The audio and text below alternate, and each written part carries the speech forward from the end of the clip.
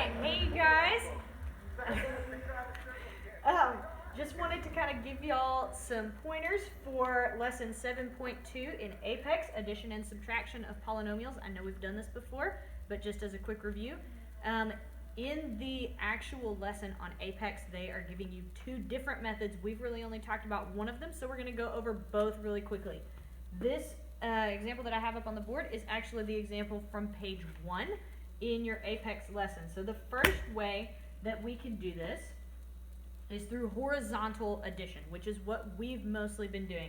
This is where you're going to identify your like terms and add up those like terms. So if we're looking here, we have x squareds. Those are like terms because they have, both of these have an x squared. We have our x terms. These are different from the x squared because they have a different exponent. So we can't just add x squared and x because those are not like terms. And we have our constants, which do not have variables. All right, so when we're identifying our different terms, we want to kind of split those up and separate them out. So we have our x squared being added to our 2x squared. We have x and 2x are like terms, so we can add those together. And we have our two constants, 1 and 1. We can add those together. So 1x squared and 2x squared is going to give us 3x squared, right? We're not going to change our exponent. That's just kind of our units. That'd be like saying dollars. We've got $1 and $2 gives us $3. We're just going to add the coefficients together. Same thing with our x's. We have 1x and 2x added together gives us 3x. And hopefully we should all be able to do 1 plus 1 gives us 2. For our final polynomial, which is 3x squared plus 3x plus 2.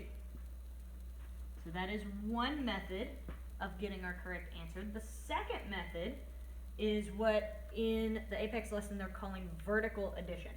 So this is where we're going to take, if you're thinking about like long addition, like what we did like way back in like second grade when you're first learning to add, you're going to like line up like 13 plus 7 and add it this way instead of adding it all on the same line. Same thing with polynomials. So we would take our x squared plus x plus 1 and line up our second polynomial right underneath it. All right, notice we're keeping all of our like terms lined up next to each other or underneath each other. So that kind of helps us identify what those like terms are. So we would add these just like we would normal numbers. We've got 3x squared plus 3x plus 2. So either way you work this, you are going to get the same exact answer. All right, now I'm going to have my friend Gwen come and help me with the next example, which is from page 6 in Apex. If you guys will give me just a second to get that written up here on the board. Go back and erase, and I trust that y'all will be able to pause this as you need it to take your notes. So we have on page 6, our example is x squared minus 4 plus 3x squared plus 2x plus 1. And Gwen is going to come and work this for us using the vertical addition method. What?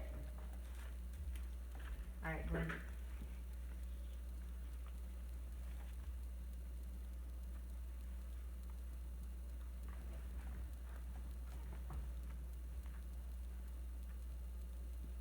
So she's lining up her two polynomials.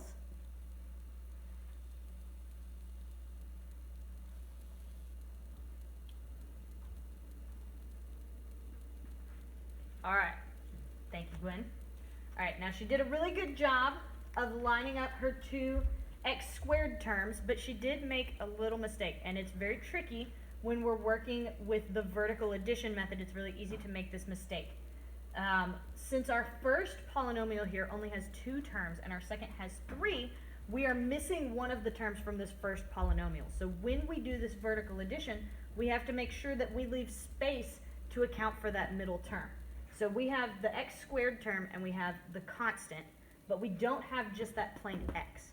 So we want to, as we're doing this, fill in with just a plus 0x, because 0 is nothing.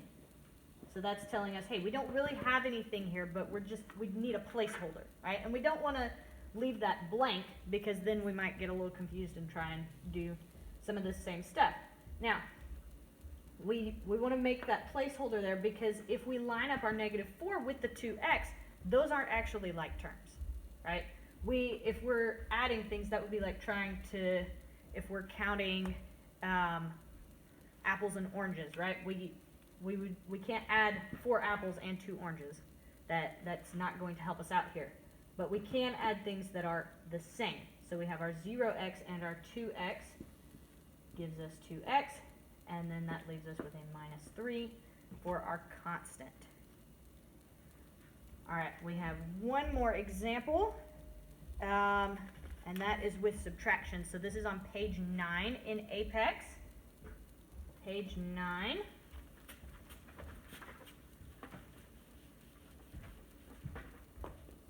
We've got 3x squared minus 2x plus 3 minus 2x squared minus 2. And we're going to work this both ways.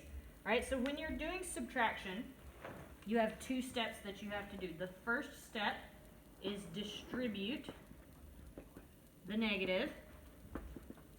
We've done this before. And step 2, we're going to add the polynomials. So really, subtraction is just 2-step addition.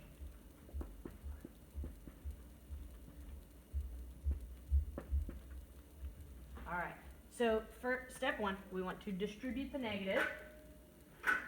So we're going to take this minus sign here, which really what we have going on, anytime there's a negative out in front, remember we're multiplying by -1. So it's not going to change the actual numbers, just their signs. All right, and that's not going to change anything that's going on in front here. It's just going to change the second polynomial.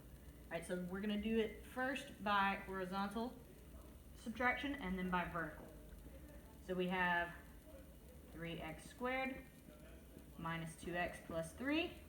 And as we distribute that negative, that's going to give us, we change it to a plus sign, right? We're now adding these polynomials, but we've distributed the negative. So a -1 times a positive 2x squared gives us a negative 2x squared. And a -1 times a -2 gives us a positive 2.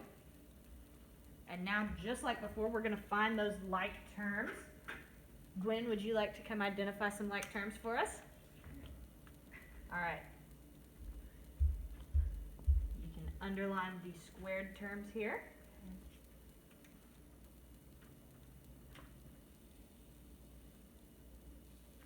All right, and underline the x terms.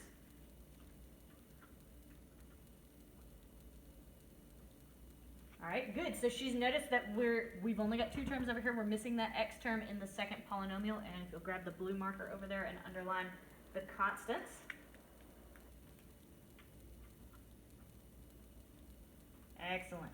So when we bring down our 2, please, we've got our 2 squared terms. We have 3x squared plus a negative 2x squared. What does that give us? Oh, told you didn't have to talk. That's okay. All right, so that's going to give us a positive 1x squared. You can, whenever we have a plus, a negative, right, we can think of that as subtracting a positive. So that gives us a positive x squared. All right, now we don't have any like terms with this negative 2x, so we're just going to bring that down. It's done. We don't have anything to combine it with, so it just comes on down. And lastly, our constants. We have 3 plus 2 gives us a positive 5. So this should be our final answer. X squared minus 2x plus 5. All right, so that's using the horizontal subtraction. Now we're going to do it vertically. And again, there is a slight catch with the vertical method. All right, we're still going to follow the same two steps. We're going to distribute and then we're going to add. So we'll start by setting it up vertically. Now, we do want to pay attention because we're missing a term here, so we want to make sure that when we set this up, we're going to go ahead and replace that. So we have 3x squared minus 2x plus 3 on top. And I'm going to go ahead and track this entire thing in parentheses so that I remember to distribute my negative. All right, we have 2x squared, and we're missing an x term, so we're going to replace it with a 0x minus 2. All right, so the first step, just like before, we're going to go ahead and distribute that negative to all three pieces. Now, when we multiply it times a 0x, that's not going to do anything. Anything times 0 is 0, so that will not change. And our top polynomial is not going to change, just like when we did the distribution before. And now we've changed this from a positive 2x squared to a negative 2x squared. If you want to put minus 0x here, that's fine. But minus or plus, just for zeros, it doesn't matter. And a positive 2x, or positive 2, excuse me. Now, be careful with this 2, because sometimes you're going to end up with a negative out in front on your leading coefficient on this bottom polynomial. Don't mistake that as being subtraction overall, because we are adding the polynomials. We've already taken care of the subtraction piece by distributing. We're adding them, right? So this is 3x squared plus negative 2x squared, right? Just to kind of be thinking that way. And that, of course, is going to give us our positive x squared. Negative 2x plus negative 0x gives us negative 2x. And 3 plus 2 gives us 5, which is exactly the same thing we got doing this the other way. All right. That pretty much covers everything in Unit 7.2. That was on 7.1. And if you have questions, please email me or post something in Google Classroom and let me know. All right. You guys are awesome. Have a wonderful rest of your day.